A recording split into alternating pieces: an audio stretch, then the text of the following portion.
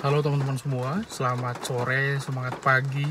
Terima kasih sudah mau tetap support channel ini dari awal sampai saat ini. Terima kasih untuk 2.300 sekian subscribernya. Sudah lama saya tidak bahas perihal tentang penipuan berkedok migas karena sampai saat ini sepertinya sudah berkurang untuk isunya. Kemudian ada satu komen tadi bertanya, salah satu subscriber, emang boleh sebebas ini untuk buat video di tempat kerja? Itu komen di salah satu video saya. Jadi begini, setiap perusahaan tuh punya aturan masing-masing, dan setiap perusahaan juga punya rules perihal tentang penggunaan handphone. Untuk yang di komentar video saya di situ bekerja di salah satu perusahaan untuk pengeboran minyak. Ketika saya membuat video itu, saya membuat video di dalam ruangan saya pertama, kemudian kedua adalah tour di dalam akomodasi. Di dalam akomodasi kita bebas menggunakan handphone kita boleh record selama bukan hal-hal yang krusial yang berhubungan dengan pekerjaan. Kedua, perihal tentang penggunaan handphone, ibaratnya kita dokumentasi diri kita di helideck, kita foto kemudian di belakangnya rig, tidak apa-apa selama posisi rig saat itu tidak sedang operation, kemudian tidak ada orang lain di situ, gitu. Jadi itu cukup menjawab ya. Kedua, perihal tentang sampai saat ini masih ada beberapa bertanya kalau mau off duty atau libur dari pekerjaan harus membayar sekian kepada perusahaan. Itu tidak ada sama sekali. Cuman saat ini yang sedang marak adalah perihal tentang orang-orang menyampaikan atau mengajak untuk mengambil sertifikasi supaya bisa kerja di offshore, bagi di pengeboran minyak atau di construction minyak atau di kapal supply-nya minyak, dengan iming-iming kalau ngambil sertifikat ABCD akan bisa langsung kerja di offshore. Jadi sebenarnya teman-teman, untuk bekerja di offshore itu sebenarnya secara tersistem itu sudah ada regulasinya. Jadi apakah fresh graduate bisa langsung di offshore di luar dari orang sekolah teknik perkapalan atau mungkin sekolah pelayaran?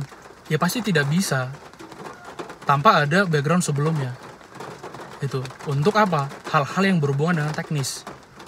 Misal ada orang background sarjana teknik mesin, itu kemudian dia baru tamat langsung melamar di salah satu perusahaan oil and gas atau pengeboran minyak, kemudian langsung offshore.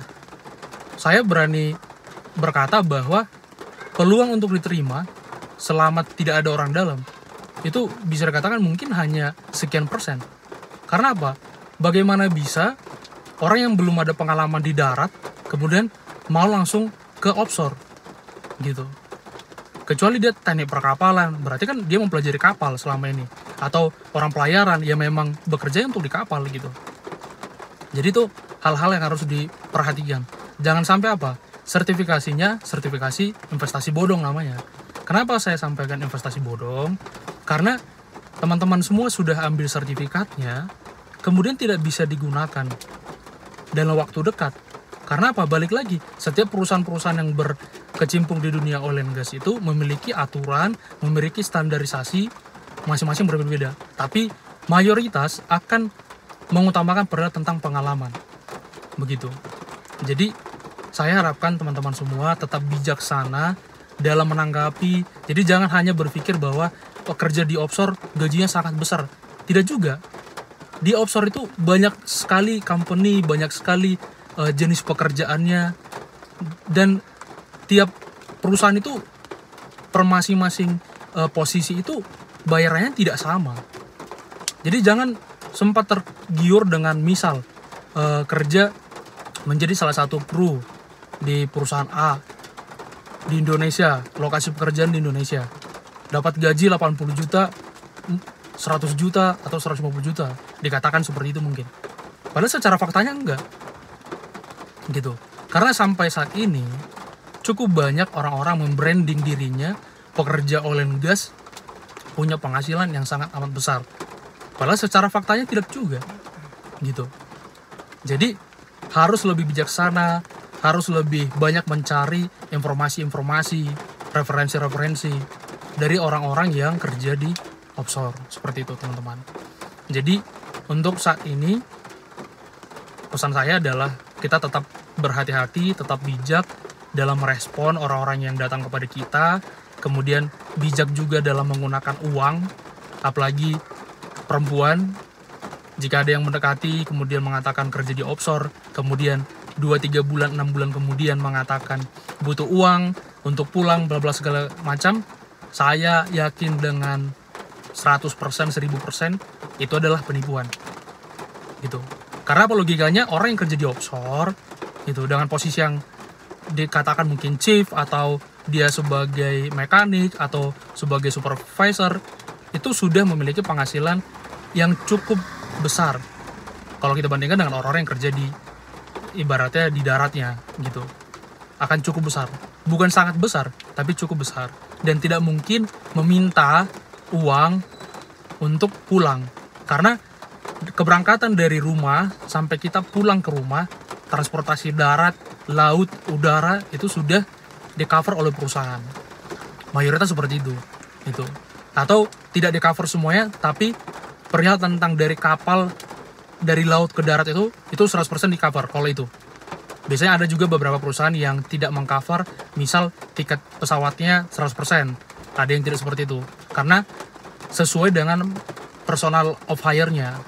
Misal alamatnya saya di Sumatera Utara di Medan. Ternyata rekrutmen saya itu di Jakarta. Jadi hanya dibayarkan misal Kalimantan ke Jakarta. Jakarta ke Medan, ya saya bayar sendiri. Seperti itu. Tapi kalau biaya dari rumah ke bandara atau dari rumah ke pelabuhan, misal seperti itu sudah di-cover sama perusahaan. Kebanyakan seperti itu. Jadi, ayo teman-teman semua lebih bijak lagi kita dalam menilai sesuatu, dalam mendengarkan informasi yang ada, dalam mempertimbangkan keputusan yang kita ambil, gitu. Karena pekerjaan offshore itu bukanlah pekerjaan yang sangat-sangat mudah, karena tantangan sangat besar, baik secara pekerjaan kita, tugas dan tanggung jawab kita, kemudian cuaca, mental kita harus kuat juga, kemudian masa waktu kerja yang cukup lama.